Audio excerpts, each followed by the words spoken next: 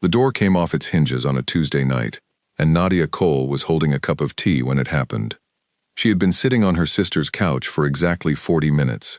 She had come to water the plants, feed the cat, and sleep in a bed that was not hers, because her own apartment had no hot water, and the landlord had stopped answering his phone.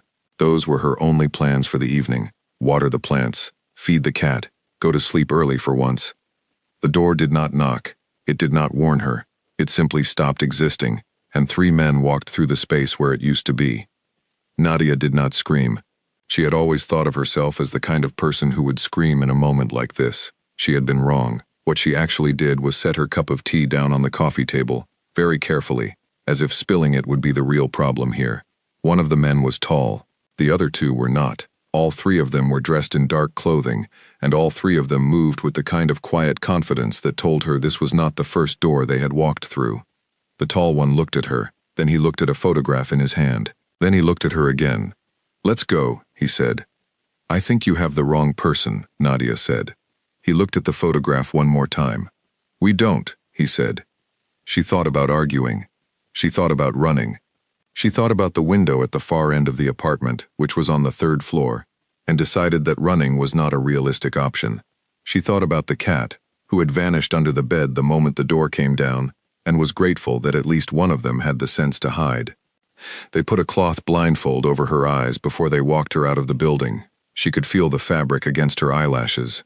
It smelled like laundry detergent, which seemed like a strange detail to notice, but her mind was reaching for anything ordinary to hold on to.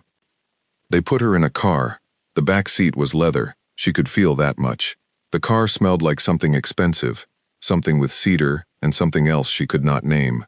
One of the men sat beside her, and one sat on her other side, and the tall one drove, and for a long time nobody said anything at all. Nadia counted in her head. Not seconds, not minutes. She counted turns. Left, right, straight for a long time. Another left. She had grown up in this city. She knew its bones. She tried to map the turns onto streets she recognized, but after the 4th turn she lost the thread and gave up. She listened instead. Gravel, eventually. The sound of the tires changed, went from smooth road to something rougher, and she heard the crunch of small stones under the wheels. Then a gate opening, something mechanical, something heavy. Then the car stopped. They walked her across what felt like a wide courtyard, her shoes on stone, the sound of a fountain somewhere to her left, wind moving through trees, then a door, and warmth, and the smell of a house that had been lived in for a long time by people who ate real food and kept good furniture.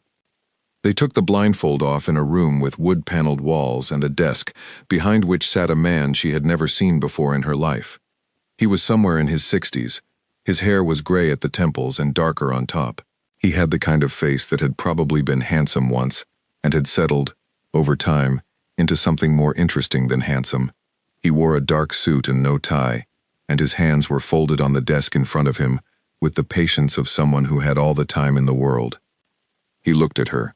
Then he looked at the tall man who had brought her. The tall man placed the photograph on the desk.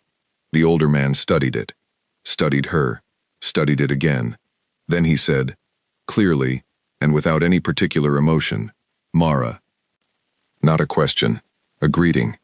Nadia's mouth went dry. Mara was her sister, her twin sister to be exact. They shared the same face, the same dark eyes, the same slight tilt to the left side of their mouths when they smiled. They had shared a bedroom for 18 years and had lived in different cities for the 6 years since.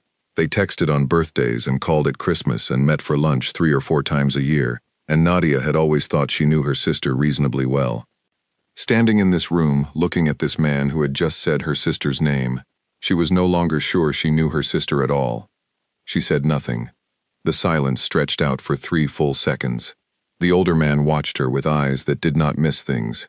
She kept her face still. She had always been good at keeping her face still. It was the one skill she had developed entirely on her own, without anyone teaching her, because it had been necessary.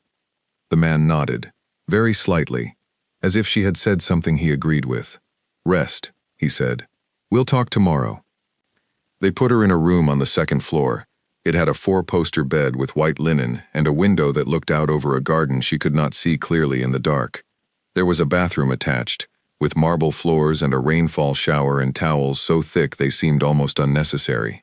There was a wardrobe along one wall with clothes inside it, and a small table with a chair, and a lamp that gave off soft light.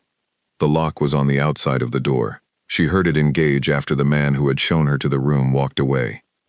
She stood in the middle of the most beautiful room she had ever been left alone in and tried to think clearly. Her name was Nadia Cole. She was 24 years old. She worked the overnight shift at the hotel laundry on Pemberton Street, sorting sheets and tablecloths from midnight to 6 in the morning, 5 nights a week. She lived in a one-room apartment on the 4th floor of a building whose elevator had not worked in 3 years. She had $42 in her purse, a phone with a cracked screen, and no idea whatsoever why 3 men in a car had come for her sister. But they had not come for her. They had come for Mara, and they believed, based on a photograph, that they had found her. She sat down on the edge of the bed and thought about that. If she told them the truth right now, what happened? She did not know. She did not know what they wanted from Mara, or why, or what they would do when they realized they had the wrong twin. The uncertainty of that was worse, in a strange way, than the certainty of staying quiet. Staying quiet cost her nothing yet. Telling the truth might cost her everything. She did not have enough information to know which direction the danger lay in, and until she did, silence was the only intelligent choice. She lay back on the bed without taking her shoes off and stared at the ceiling. That was when she saw it.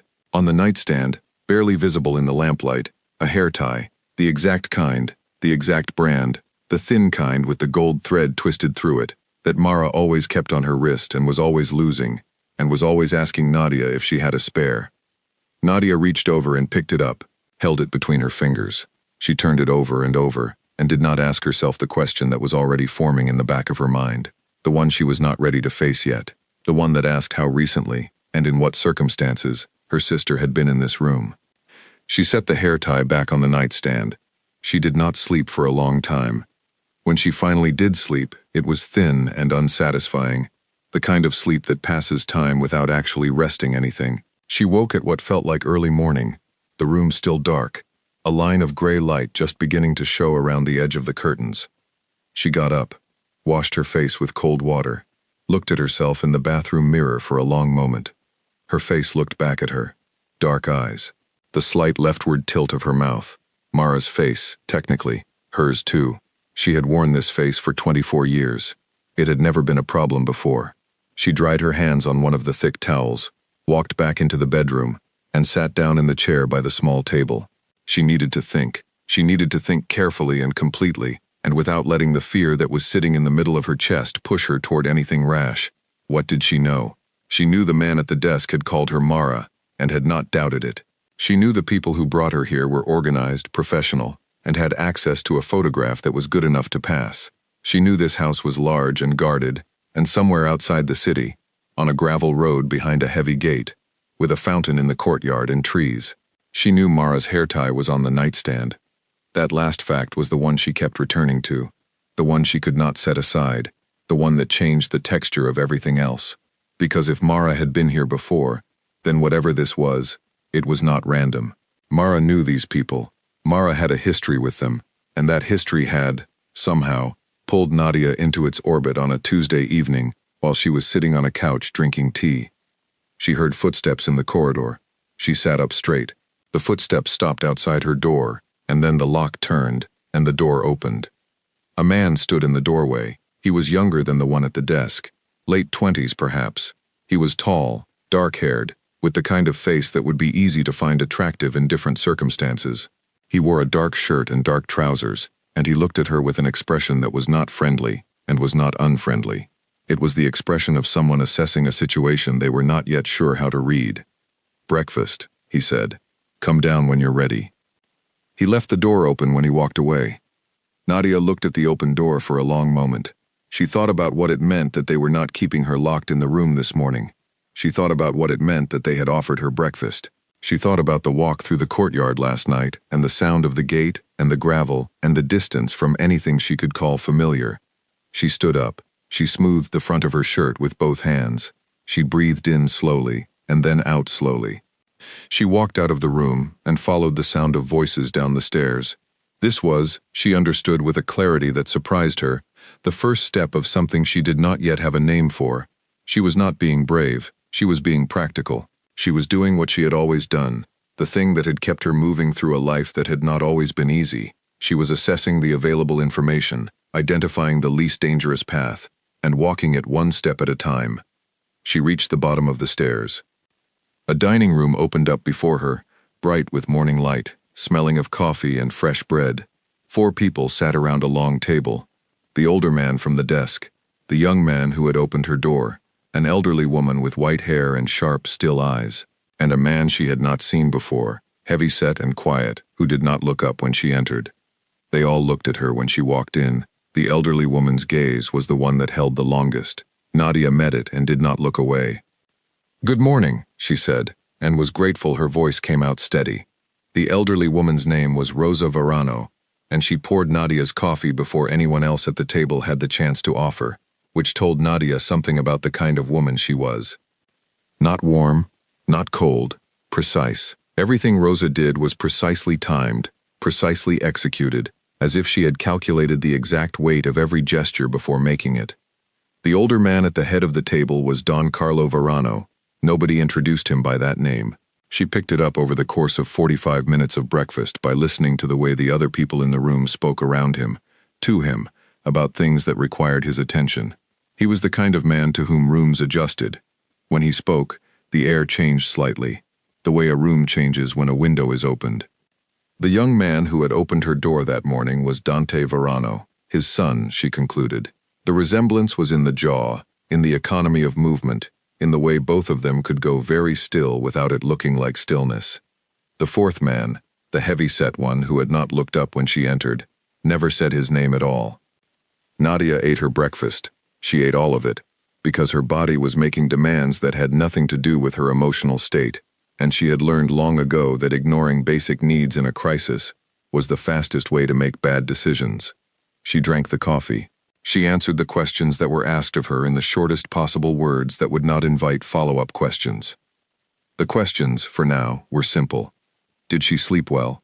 Yes, she said. The room was very comfortable. Was there anything she needed? No, she said. She had everything she needed. Did she know why she was here? Yes, she said. That last one came from Dante, not from his father. He asked it without looking directly at her, almost casually, the way a person asks a question they already know the answer to and want to see confirmed. She felt the trap in it clearly enough. You want to settle the debt, she said. Dante looked at her then. We do, he said. She nodded, as if this were a reasonable thing to be sitting at a breakfast table discussing, as if she had any idea what debt he was referring to, as if $300,000 were a figure she had ever been in proximity to in her life.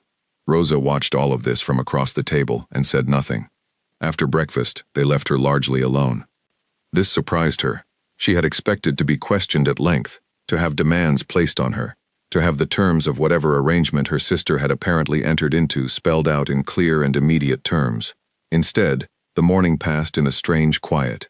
A woman brought her fresh clothes, folded, without any explanation of where they had come from. They fit, which was its own unsettling detail. Another woman asked if she wanted anything from the kitchen. She asked for water. She spent the morning walking the room, cataloging everything in it. The window faced east. The garden below was well maintained, with low hedges and stone paths. She could see a second building to the far left, what looked like a garage or a storage facility, with 3 cars parked outside it. There was a wall around the property. She could not see how high it was from her angle, but she could see the top of it in the far corner of the garden, and it was high enough to matter. She counted the people she could see moving around. 3 men in the garden during the morning, 1 at the gate, visible only occasionally, 1 near the garage, 1 she could not place, who appeared twice and was gone both times before she could study him properly. She did this methodically, without panic, because panic was not useful, and because having information, even incomplete information, was better than having none. At some point around midday, the door opened without a knock, and Dante Verano walked in. He stood near the door rather than coming further into the room, and he looked at her with that same assessing quality she had noticed at breakfast. He had, she thought, very good posture, not the kind that came from being taught to stand straight, but the kind that came from being comfortable taking up space. Walk with me, he said. She walked with him. He took her through a long corridor on the second floor, down a back staircase she had not seen, and out through a side door into a part of the garden that was less formal than what she had seen from her window. There were trees here, old ones, and the path between them was unpaved, just packed earth. He walked and did not speak immediately, and she walked beside him and also did not speak, because she had found, in her 24 years, that the person who spoke first in a silence usually gave away more than the person who waited. He spoke first. "You're quieter than I expected," he said. "Is that a problem?" she asked. "No," he said. "It's different." She thought about asking different from what. She decided not to. "The debt is real," he said. "You understand that. I understand that you believe it's real," she said. He glanced at her sideways. "It isn't a matter of belief. $300,000 is a significant amount," she said. "I'd like to see the documentation." A pause, long enough to be interesting. "That can be arranged," he said. She nodded. She had no idea what documentation existed or what it would show her, but asking for it was a stalling tactic, and a stalling tactic was what she needed. Every hour she bought was an hour in which she might find a way to contact Mara or learn enough about the situation to navigate it without getting herself further into trouble. He stopped walking. She stopped too. They were standing under one of the old trees, and the light came through the branches in patches, and for a moment, she had the strange and inappropriate thought that the garden was genuinely beautiful, that under different circumstances, she might have liked it very much. "My father wants this settled quietly," Dante said. "That's good for you." "I appreciate that," she said. "You don't seem frightened," he said. She looked at him. Would frightened help anything? Something moved across his face, not quite a smile, something adjacent to one. It was there and gone in less than a second. "No," he said, "it wouldn't." They walked back to the house. She did not find a phone that day. She tried. She looked for one in the bathroom, in the wardrobe, in the small table's drawer. She looked for one during the walk through the corridor in the garden. There was nothing. Her own phone had been taken from her in the car during the drive, she assumed, though she had not felt it happen. She had checked her pockets the moment they removed the blindfold and found them empty. That night at dinner, Rosa sat beside her. The older woman ate carefully, methodically, in the way of someone who has eaten carefully and methodically for 8 decades, and sees no reason to change the approach now. She did not say much during the meal, but when the others had drifted away from the table, and only the two of them remained with their coffee, Rosa spoke. "You have your mother's hands," Rosa said. Nadia kept her expression still. She and Mara had different mothers. They had the same father, who had been briefly and disastrously married to 2 different women in the same decade, and the result of this was 2 daughters who shared his face and almost nothing else. She did not know what Rosa meant by this. She did not know which mother Rosa was referring to, or whether she had known either of them, or whether this was a test, or an observation, or something else entirely. "Thank you," Nadia said, which was safe. Rosa looked at her hands, and then at Nadia's. "You always were my favorite," she said. "Of all the women he's brought around, you have more sense than the others." She said this in a tone of complete matter-of-fact certainty, the way a person states something they have believed for a long time and have never particularly needed to share before. Nadia processed this in the time it took to bring her coffee cup to her lips. Rosa thought she was Mara, obviously, but Rosa also believed Mara had been here before, more than once, enough for Rosa to have formed an opinion about her, which meant Mara had sat at this table, had drunk coffee with this woman, had been brought around by Dante Verano, and Rosa had watched, and had formed the conclusion that Mara was her favorite. She set her cup down. "I appreciate that," she said again, and meant it differently this time. She found the photograph on the 3rd day. She was not snooping exactly. She was simply moving through her room with a level of attention that most people do not apply to rooms they live in, because most people live in rooms they are comfortable in, and comfort reduces observation. She was not comfortable. Therefore, she observed everything. The photograph was tucked into the back of the small drawer in the nightstand, behind a paperback novel that someone had left there, probably years ago, and never retrieved. It was a small photograph, the kind that had been printed at a pharmacy rather than a professional studio. The color was slightly too warm, slightly too saturated. It showed Mara at the dining room table downstairs. Mara was smiling. She was wearing a red dress that Nadia did not recognize, though she recognized Mara's smile well enough. She knew every version of Mara's smile. This one was the version she used when she was relaxed, not performing relaxation, actually relaxed. Don Carlo was at the end of the table in the photograph, and Dante was to Mara's left, and Rosa was across from her, and they were all eating, and they all looked like people who were sharing a meal with someone they expected to be there.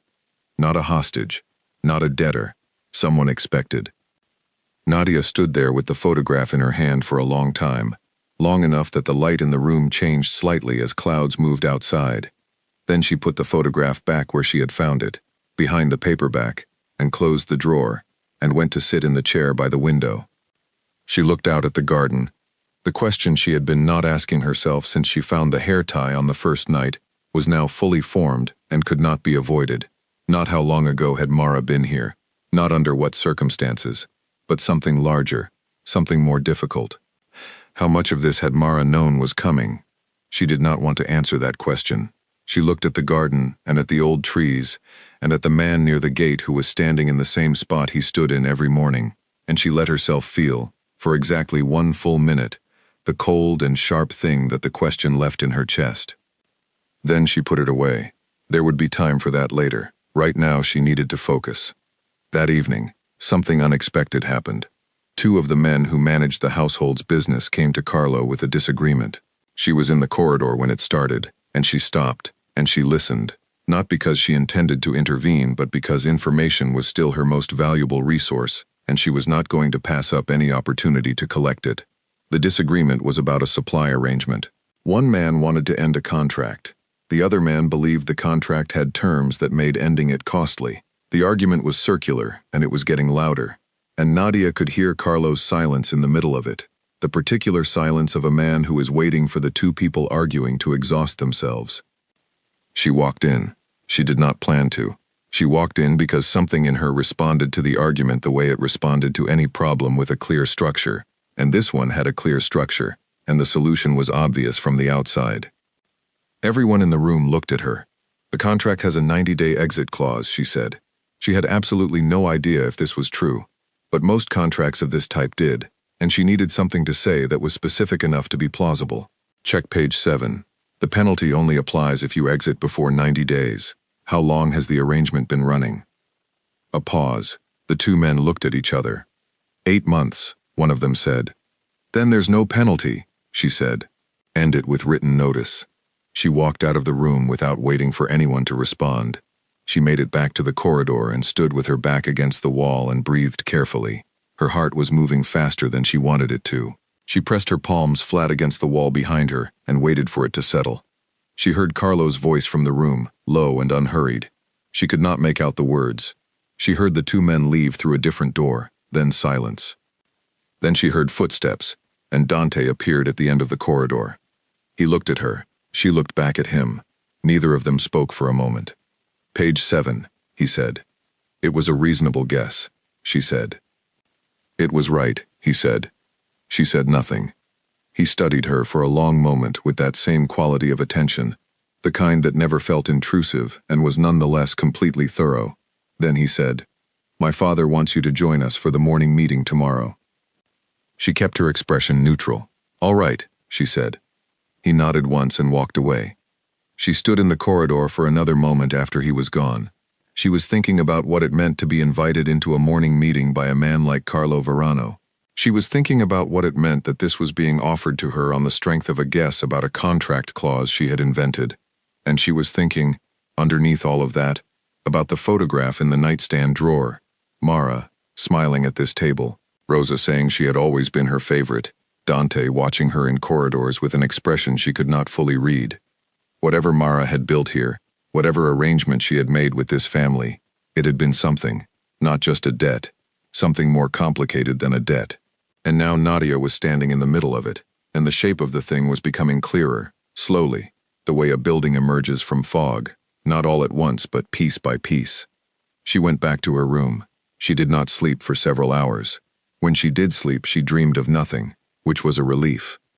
In the morning she woke before anyone knocked and dressed in the clothes that had been provided. She stood at the window again and watched the man at the gate make his usual rounds and then return to his position.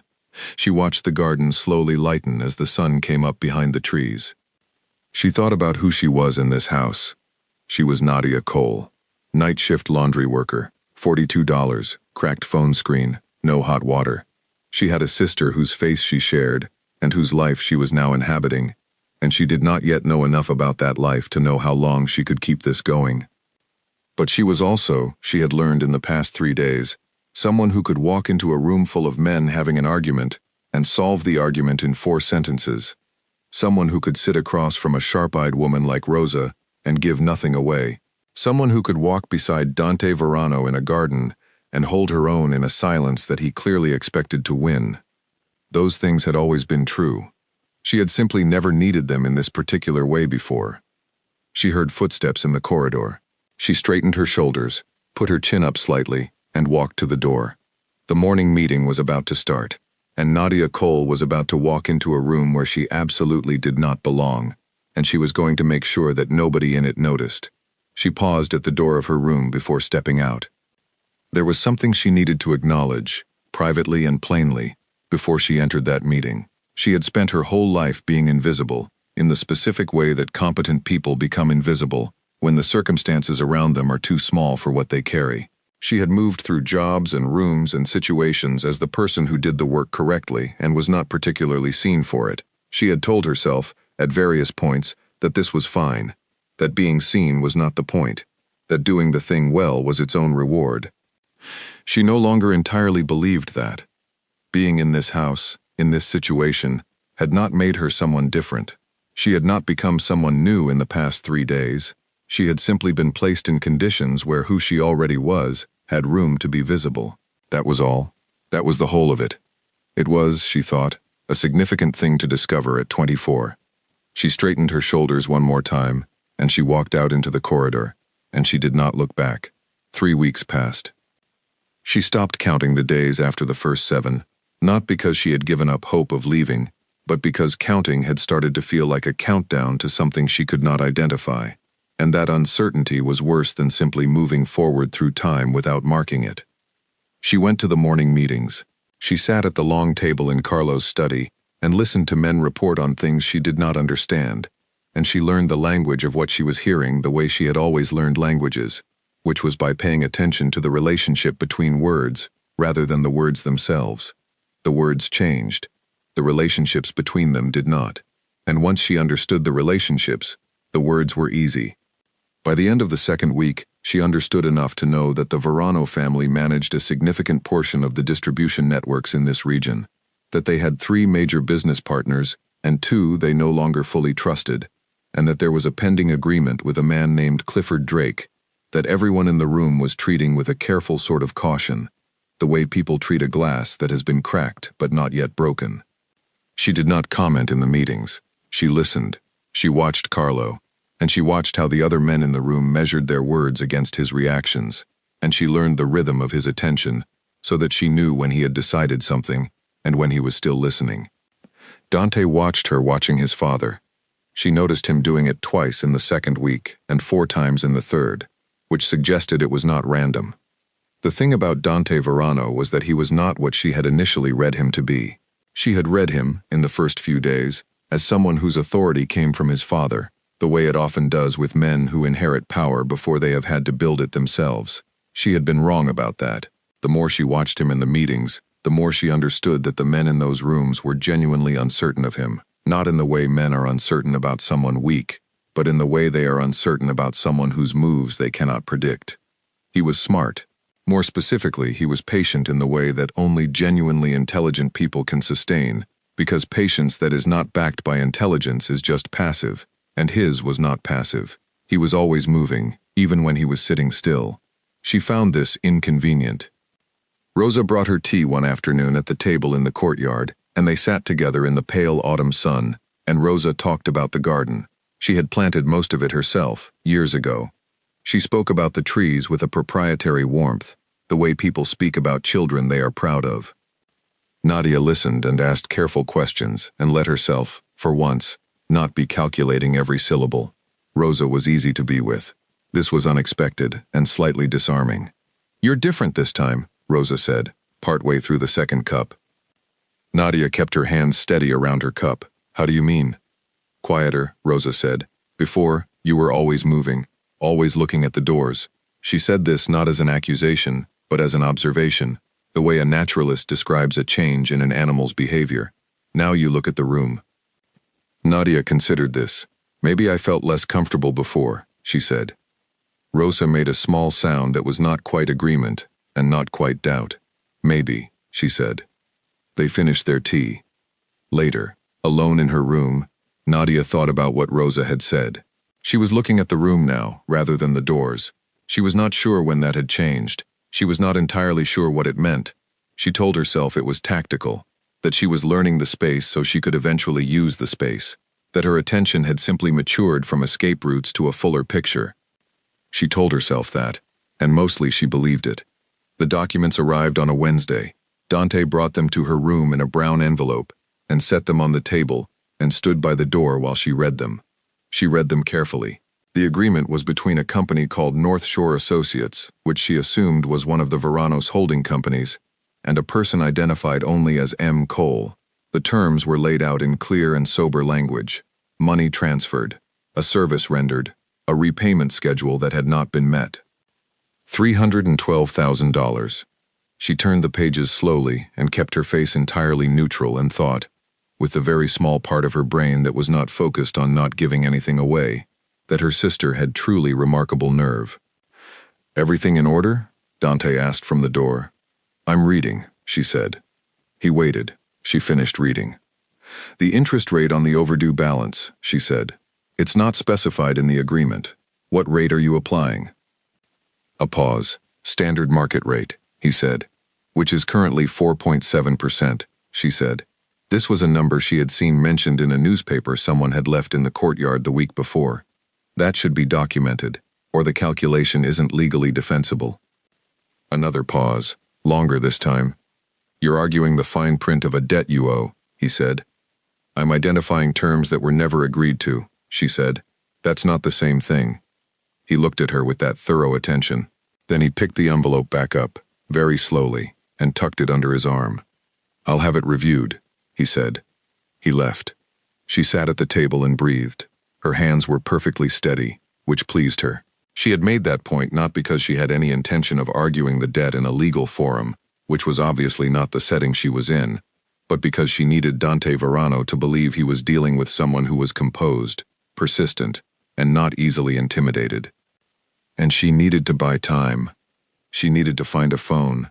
She found one on a Thursday, 9 days later, in the pocket of a jacket that one of the household staff had left on the back of a chair in the room off the kitchen. She did not steal it.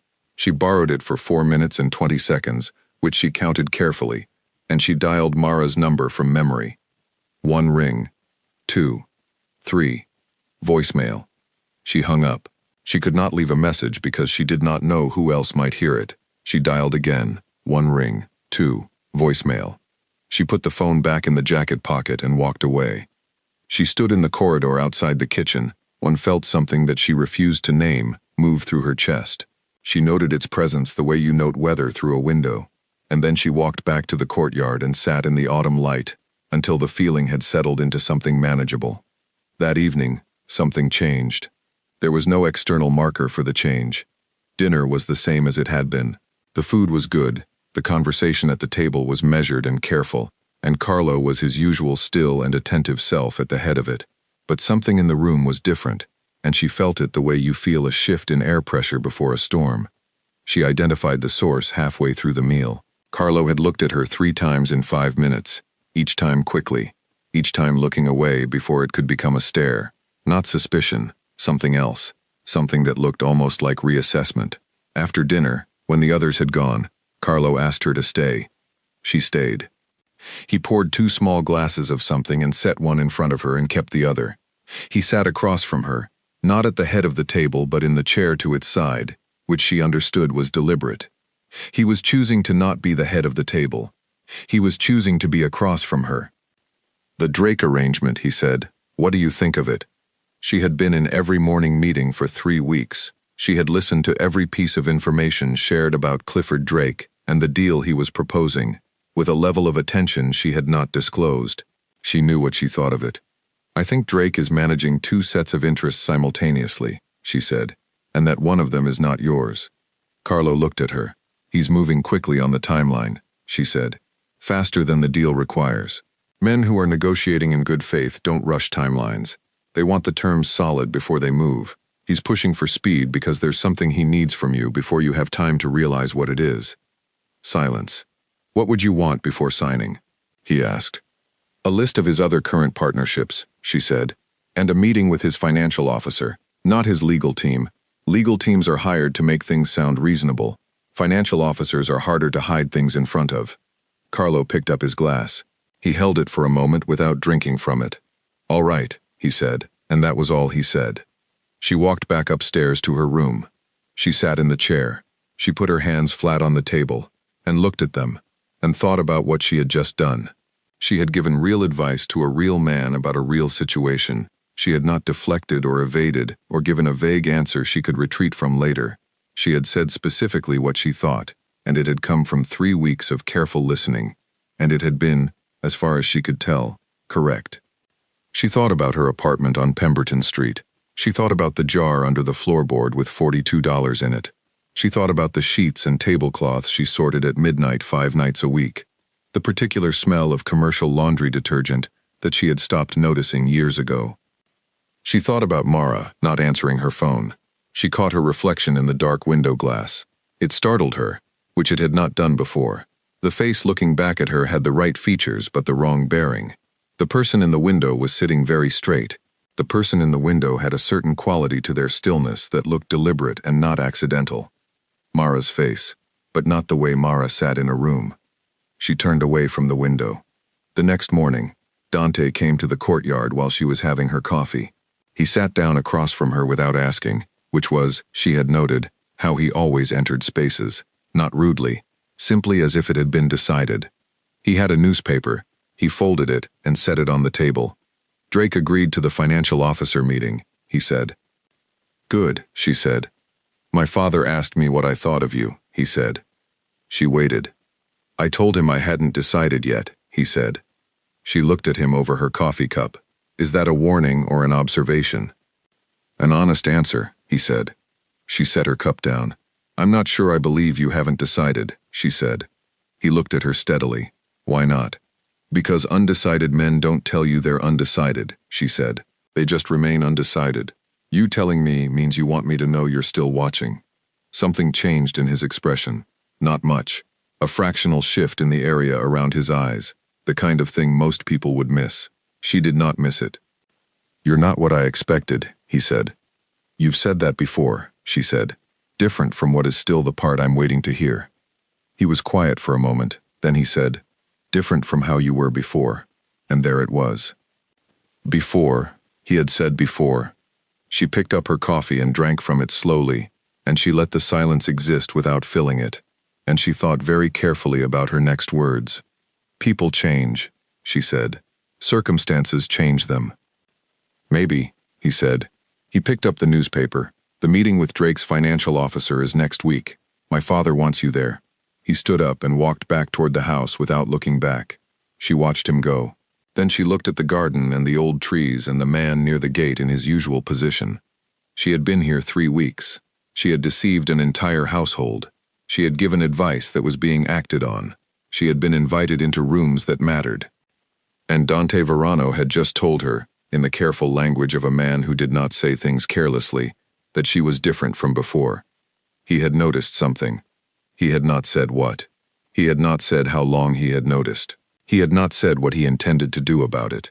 She turned this over for the rest of the morning, and she could not determine whether it was the most dangerous thing that had happened since she arrived, or whether it was something else, whether there were categories of danger she had not yet accounted for. She did not like that she could not determine it. She liked, even less, that she was not sure she wanted to. That afternoon, Rosa found her in the library. The library was a room Nadia had discovered at the end of the first week. It was on the ground floor, at the back of the house, with south-facing windows and shelves that ran floor to ceiling on 3 walls, and a reading chair in the corner that had clearly been used often over many years, the fabric on the arms worn soft from use. She had taken to spending an hour or two there in the afternoons, partly because it was quiet, and partly because the books on the shelves told her things about the family that nothing else did, in the way that the things a household chooses to hold on to over decades always tell you something. Rosa came in without knocking, which was how Rosa entered every room, and sat down in the chair across from the reading chair, as if she had planned to all along. "You've been reading the history ones," Rosa said, looking at the shelf Nadia was standing near. "I find them useful," Nadia said. "Carlo reads those," Rosa said. "Dante doesn't. He reads the ones in the far corner, the ones about systems." Nadia looked at the far corner. Law, economics, organizational theory. She filed this away. "He's like his grandfather in that way," Rosa said. "His grandfather believed you could understand anything if you understood the structure of it, the bones." She folded her hands in her lap. "Carlo understands people. Dante understands structures. Between them, they understand most things." "What about you?" Nadia asked. Rosa looked at her with those still, sharp eyes. "I understand when something is not what it appears to be," she said. Nadia held the older woman's gaze and said nothing. "I have always understood that," Rosa said, evenly. "It is perhaps the most reliable skill a person can have, in any life." She stood up. She smoothed the front of her dress with both hands, a small, precise gesture that Nadia had seen her make before. "The meeting with Drake's people," Rosa said. "Be careful of the one who smiles too easily. In my experience, men who smile too easily in rooms where the stakes are high are managing something." She walked out. Nadia stood in the library for a moment after she was gone. She looked at the shelves and at the worn arms of the reading chair, and at the south-facing windows and the garden beyond them. Rosa knew. She was certain of that now. Not all of it, perhaps. Not the specific fact of it. But Rosa had understood, from somewhere in the first days, that the woman in this house was not entirely the woman she had been before, and Rosa had decided, in her precise and calculated way, to say nothing and watch. The watching was not hostile. That was the part Nadia had to account for. Rosa's attention did not feel like a trap. It felt like the attention of a person who was making a judgment, and the judgment was still ongoing, and it was not yet unfavorable. She thought about what Rosa had said about understanding when something was not what it appeared to be. She thought about whether that meant Rosa was protecting her, or simply observing her. Whether there was, in Rosa's world, a meaningful difference between the two. She did not have a clear answer. She pulled one of the books from the shelf, one of the history ones that Carlo apparently read, and she carried it back to the reading chair and opened it, and she read for an hour in the quiet of the library, while the afternoon light shifted through the south windows, and the house moved around her at its usual careful pace. She was, she thought, becoming part of the rhythm of it. The thought did not alarm her as much as it once would have. That was perhaps the most honest measure of how much had shifted since the night the door came off its hinges, since she had set her tea down carefully and looked at three men standing in a doorway and made the first of a long series of decisions that had each been, individually, the most reasonable available option, and had together become something that looked, from where she was sitting now, very much like a life. She heard the car before she saw it. She was in the courtyard at 10 in the morning, reading the newspaper that Dante had left behind the day before, when the sound of tires on gravel reached her. She had learned, in 4 weeks at this house, to distinguish between the cars that belonged here and the ones that did not.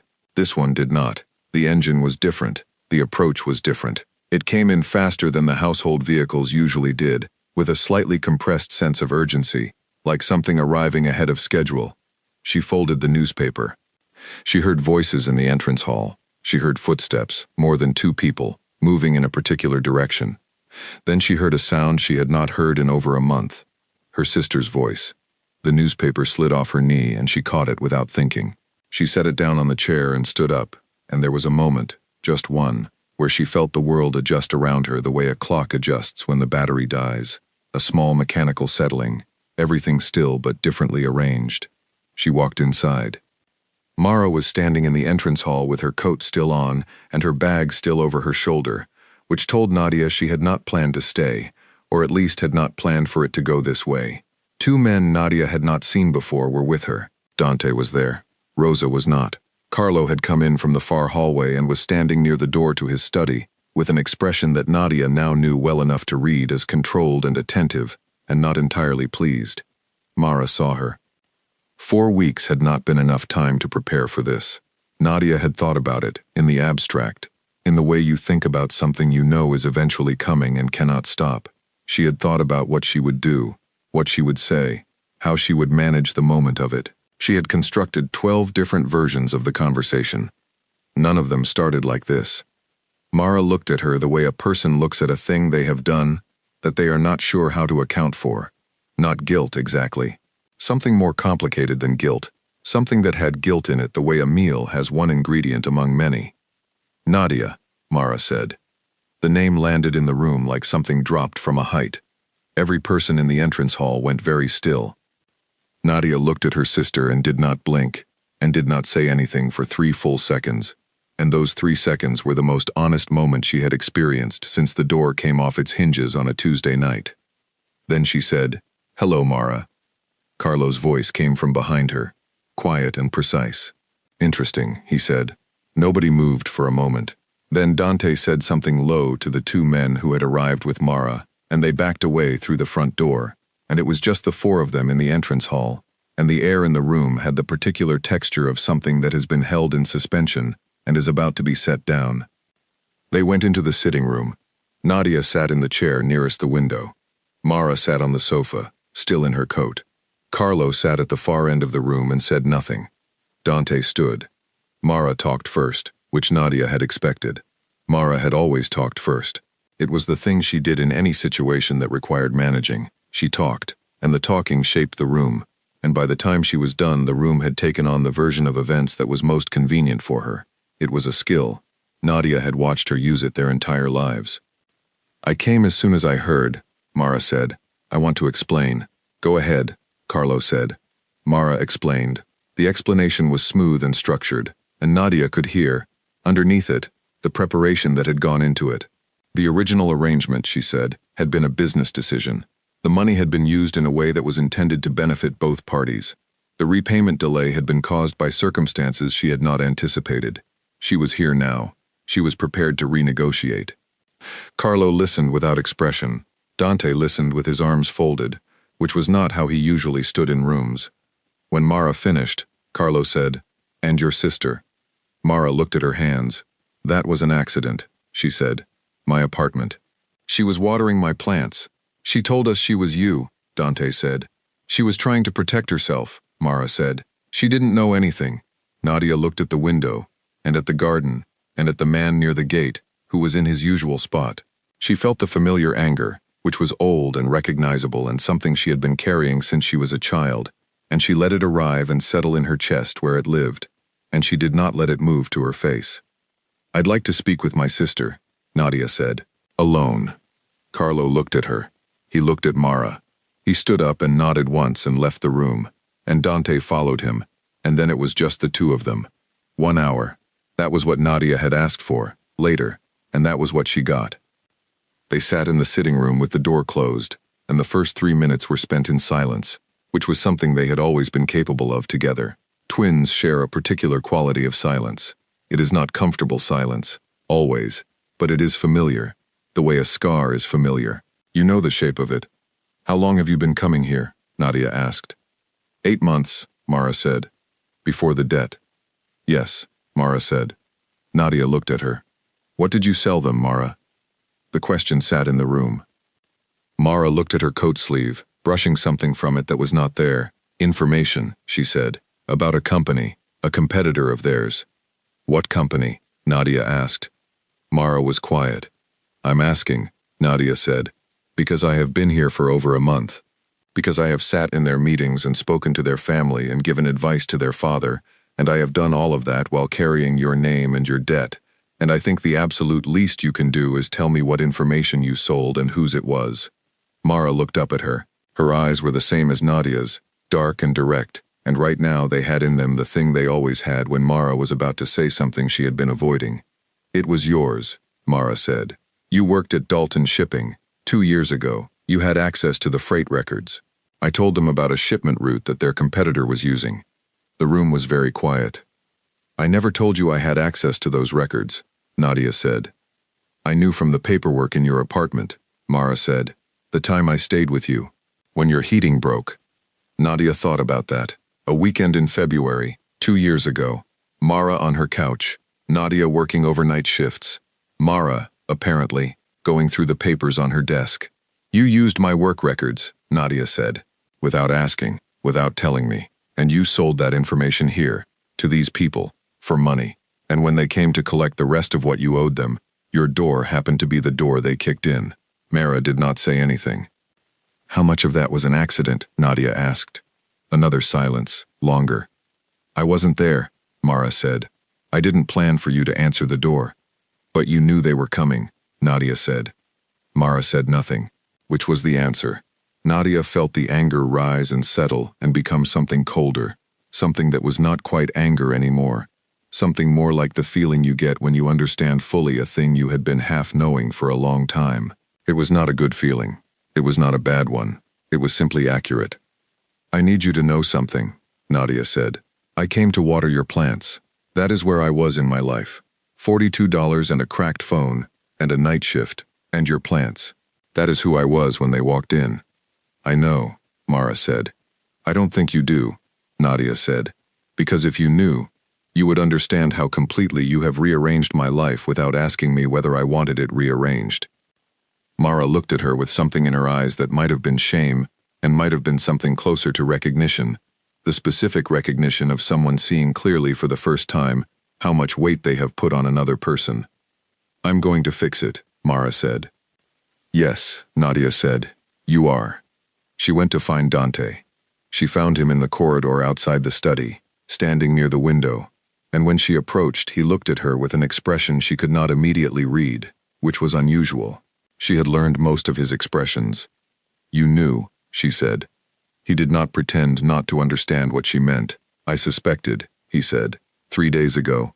3 days, she said. What changed? The way you move through a room, he said. It changed. You move like yourself now, whoever that is.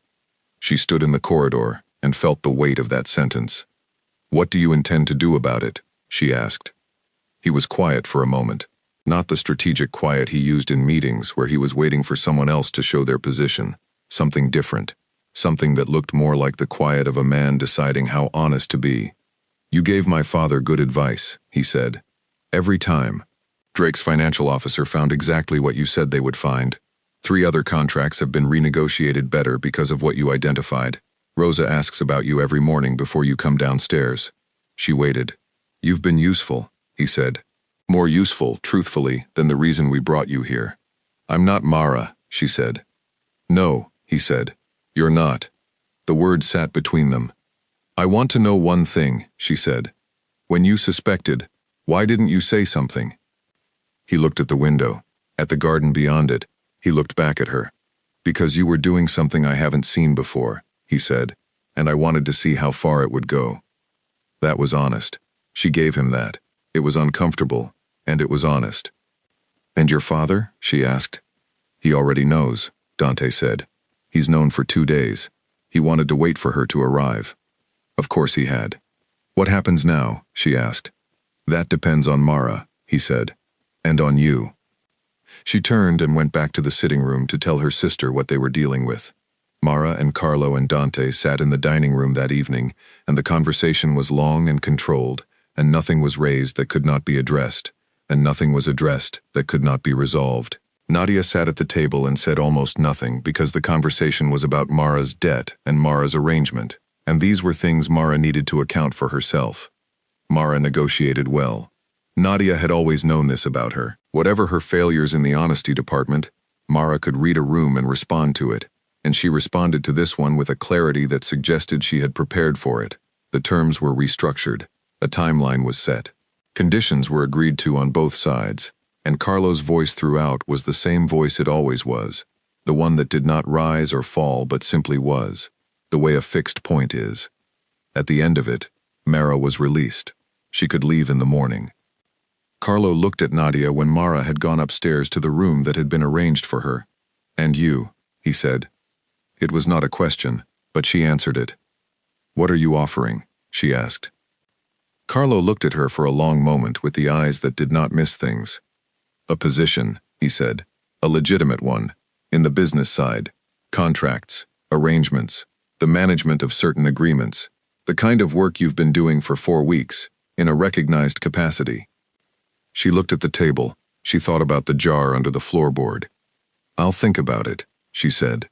Carlo nodded, as if this were exactly the answer he had expected, and stood up and left the room. Dante stayed for a moment. She could feel him staying without looking at him. He doesn't offer that to people, Dante said. I know, she said. You do know, he said. That's the thing. She finally looked at him. He was looking at her with an expression that was not quite the assessing one, not quite the measured one, something different, something she recognized as being for the first time not entirely composed. She stood up. She straightened her shoulders. Good night, Dante, she said. She walked out of the room and up the stairs, and she did not look back, and her footsteps on the staircase were steady and even. In the room with the 4-poster bed, she sat in the chair and opened the nightstand drawer and took out the photograph of Mara at the table, and she looked at it for a long time. Then she set it face down on the table and left it there. She sat in the chair for a while without moving. The house was quiet. It had a particular quality of quiet at night, this house, the kind that came not from silence but from the presence of many controlled things. She could hear, if she paid attention, the low sound of a television somewhere in the south wing, and the occasional voice from the level below, and once, briefly, a door closing somewhere on the far side of the building. All of it was measured. Nothing in this house, even in its private hours, felt uncontrolled. She thought about her sister, not with anger, which she had expected, or with grief, which she might have expected also.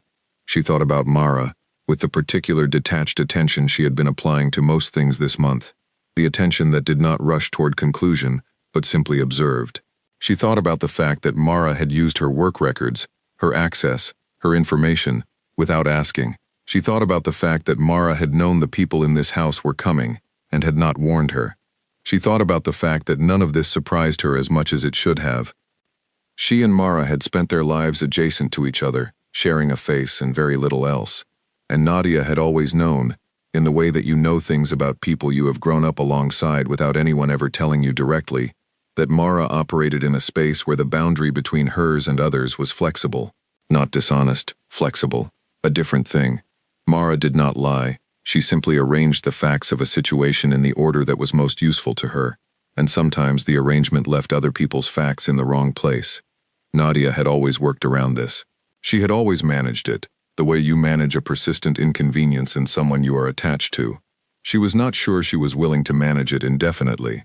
Not because she wanted to lose her sister, she did not, but because she was beginning to understand, sitting in this room with the photograph face down on the table, that the relationship they had was one in which she had been doing most of the accommodating for most of their lives, and that this had seemed normal, only because she had never been in a position to see it clearly. She was in a position to see it clearly now. She would not say this to Mara. Not tonight, not soon. It was the kind of thing that needed to be said at the right moment, with the right words, and she was patient enough to wait for both. But she held it, named it, settled it into place. Then she set it aside, because she had enough to think about, and the night was not long enough for everything at once. Carlo's offer. That was the thing she needed to sit with before anything else. She thought about what it would mean to say yes, not the practical implications which she had already turned over multiple times, the other meaning, the meaning of choosing to stay, deliberately and clearly, in a place she had arrived at by accident, the meaning of building something in conditions she had not selected and could not entirely trust. She had spent 24 years building very small, very careful things in conditions she could control. The jar under the floorboard, the cracked phone paid for over 3 months. The job she showed up to reliably 5 nights a week, because reliability was the one kind of power available to her in those rooms. Small things, careful things. She looked at the ceiling of the most beautiful room she had ever slept in, and asked herself whether she was capable of something larger. She thought the answer was yes. She had thought it, quietly, for a long time. She simply had not had the conditions to find out. Now she did. She closed her eyes. She slept, this time, without much difficulty. Mara left in the morning at 8 o'clock.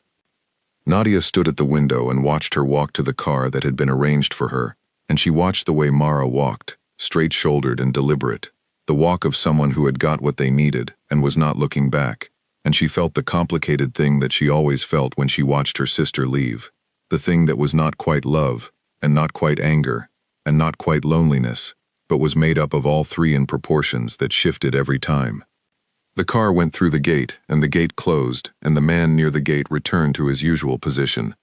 Nadia turned away from the window.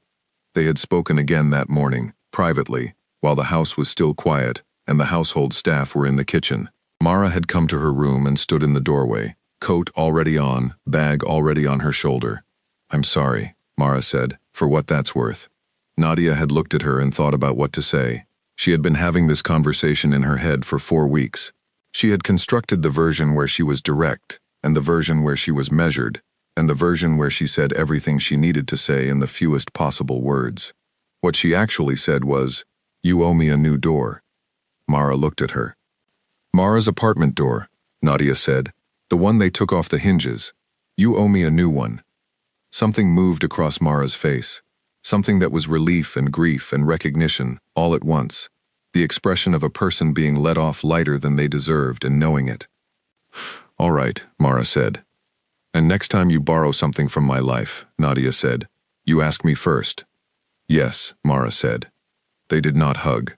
They had never been huggers, the two of them.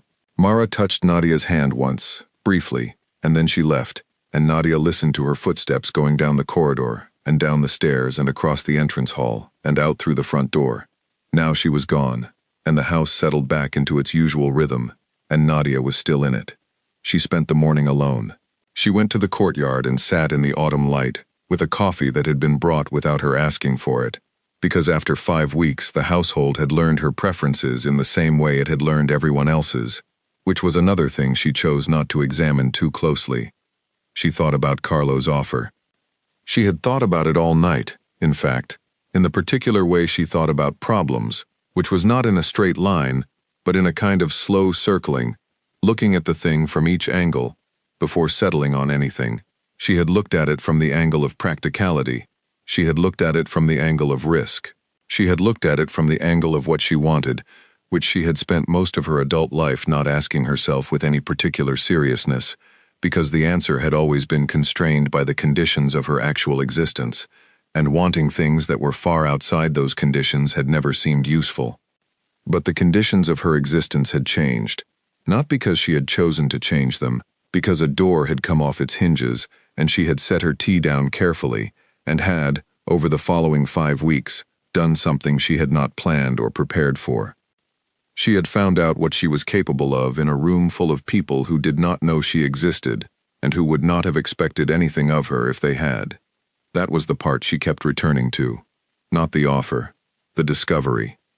She was still sitting in the courtyard when Dante came out. He did not bring a newspaper this time. He sat down across from her with his coffee, and he looked at the garden for a moment before he looked at her. "My father is meeting with Drake's team this afternoon," he said. "He wants you there." "I'll be there," she said. He looked at her. "You've decided then." "I'm still thinking," she said. "But you'll be at the meeting," he said. "The meeting doesn't require a decision," she said. "The meeting requires me to be in a room and pay attention. I can do that whether I've decided or not." He was quiet for a moment, then he said, "What is it that's making you think?" She looked at her coffee cup. "Everything I'd be agreeing to," she said. "I don't come from this world. I don't know all the rules of it. There are rules I don't know that I don't know. That's the part that concerns me." "That's a reasonable concern," he said. "You're not going to tell me there's nothing to worry about?" she said. "No," he said. "There's plenty to worry about. This isn't a simple life." She looked at him. "That's a strange argument in favor of your father's offer." "It's not an argument in favor," he said. "It's an honest answer. You asked for one." She thought about that. "What's your argument in favor?" she asked. He looked at the garden. He was quiet for long enough that she thought he might not answer. Then he said, "You're already good at this, and you weren't before. Or you were, but you were doing it in a laundry room on Pemberton Street, and that's a waste." She looked at him. "You looked me up." "When I suspected," he said, "yes." She thought about that too, about the version of herself he had found when he looked, the apartment on the 4th floor, The overnight shifts, the cracked phone. People who are wasting their abilities in small rooms usually know it, he said. They don't always admit it, but they know. She said nothing. You knew, he said. She picked up her coffee and drank from it. She did not confirm this. She did not deny it. The meeting is at 3, he said. He stood up. He looked down at her with that expression that was no longer entirely composed, that had in it something she was almost certain of now, something she was choosing not to name yet, because naming it would require her to also decide what to do about it. He walked back inside. She sat in the courtyard alone with the autumn light and the sound of the fountain and the man near the gate in his usual position, and she did not make a decision, because she was not ready to, and she was not willing to make this one before she was ready. The meeting with Drake's team was in the study at 3. 4 of them came in. Drake himself was not among them, which was interesting. His financial officer was, and Nadia looked at him when he came in, and she looked at him the way she had learned to look at people in this house, which was with the whole of her attention focused on everything except her eyes, so that it did not look like attention. The financial officer's name was Henderson. He was compact, careful, the kind of man who had spent his career translating complicated things into language that made the complications disappear. He sat down across the table and he opened a folder, and he smiled the smile of someone who has done this successfully many times. Nadia had been in the room for 30 seconds and she already knew something was wrong. It was in the folder, not the contents of it, which she could not see. The folder itself, the way he touched it, not the easy touch of a man comfortable with the material inside, but the slightly too deliberate touch of a man who knows he needs to control what comes out of it. She said nothing. She sat to Carlo's left, which was where she had been placed, and she watched and listened. Henderson talked. He talked about projections and margins, and the revised timeline for the first stage of the arrangement. He talked about the conditions Drake was prepared to offer, and the guarantees Drake was prepared to make.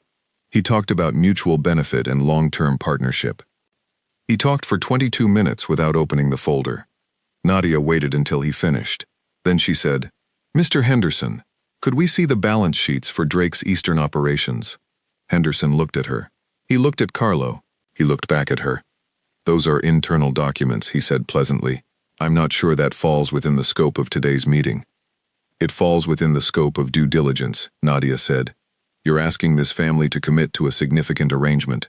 Understanding the financial position of the Eastern operations, which are the ones this arrangement is tied to, is a standard condition of commitment. Do you have them with you?" A pause. "Not at this meeting, no," Henderson said. "Is there a reason they weren't brought?" she asked. Henderson smiled again. It was a slightly thinner smile this time. "I can have them sent over," he said. "That would be helpful," she said, "along with the liability register for those same operations." The smile thinned further. The meeting ended shortly after that. Henderson gathered his folder without opening it and shook hands and left with his 3 colleagues, and the room settled into the particular quiet that rooms settle into when something significant has just occurred and nobody is ready to acknowledge it immediately. Carlo looked at her. "The Eastern operations," he said. "What do you think is there?" "I think there's something they don't want you to see before you commit," she said. "It might be debt. It might be a parallel arrangement with someone you're aware of. Whatever it is, a man who has clean books doesn't avoid showing them." Carlo nodded very slowly. "We won't be proceeding with Drake," he said. Dante was looking at her from across the table with that expression, the one that had something in it she was still choosing not to name. She stood up. She straightened her shoulders. "I'll be in the courtyard," she said, "when you're ready to discuss the terms of the position." She said this to Carlo, not to Dante. Carlo looked at her with the eyes that did not miss things, and in them she saw something she had not seen there before, something that looked, from a certain angle, like satisfaction. She went to the courtyard. She sat in the chair that had become hers over the past 5 weeks, the one that faced the old trees, the one where Rosa had brought her tea and told her she had her mother's hands. She sat there, and she felt the autumn light on her face, and she listened to the fountain, and she thought about what she was choosing. It was not the offer she was choosing. Not exactly. It was not the position, or the legitimacy of it, or the practical fact that it was better than a laundry room on Pemberton Street, though it was all of those things. It was the room, the fact of being in the room. The fact that when she spoke in the room changed. The fact that nobody in the room, including her, had expected that she would be any good at this, and she was, and the discovery of that was the most honest thing that had happened to her in years. She thought about Mara's face in the photograph, smiling at this table.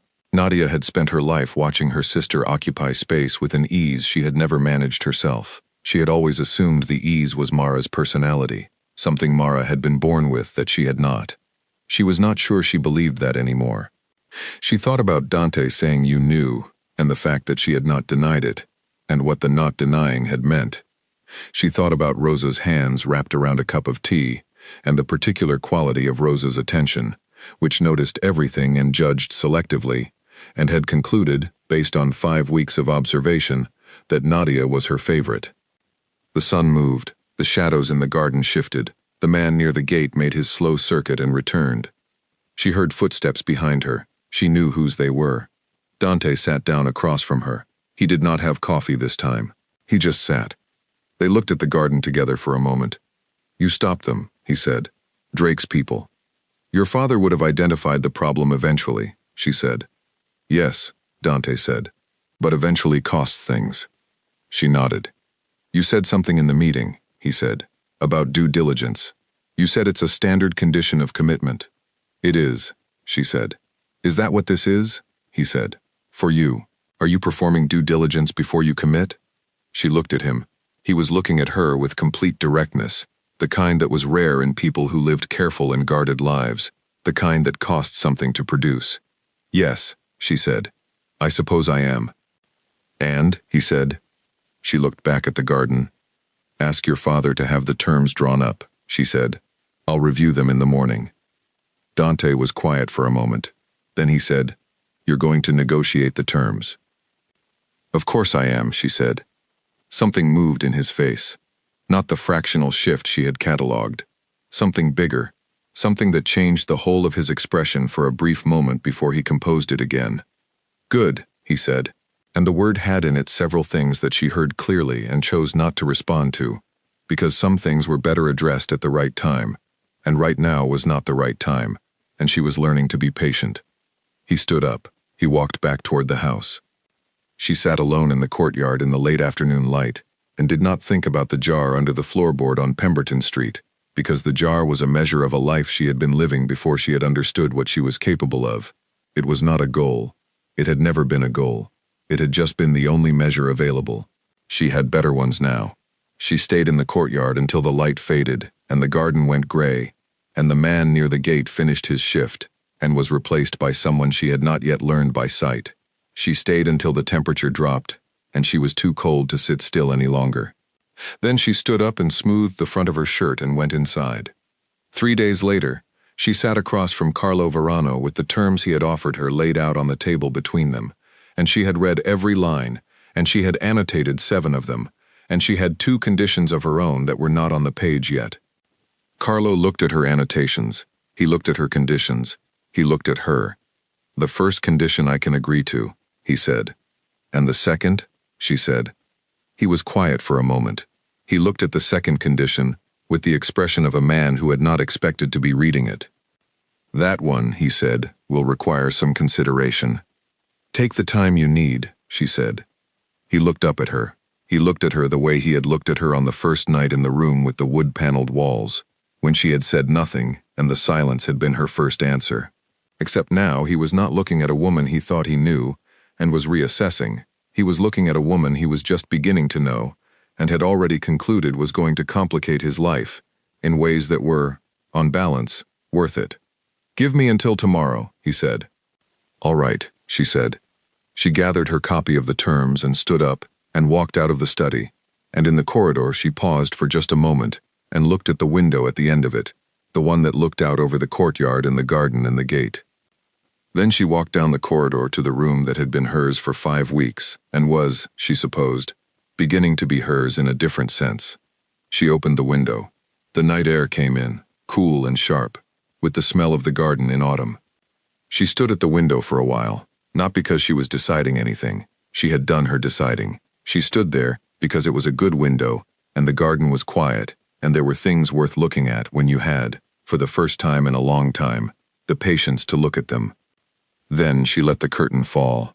She sat down at the small table and opened the terms again and picked up a pen and wrote her second condition out more clearly, so that when Carlo came back to it in the morning, there would be no room for misunderstanding.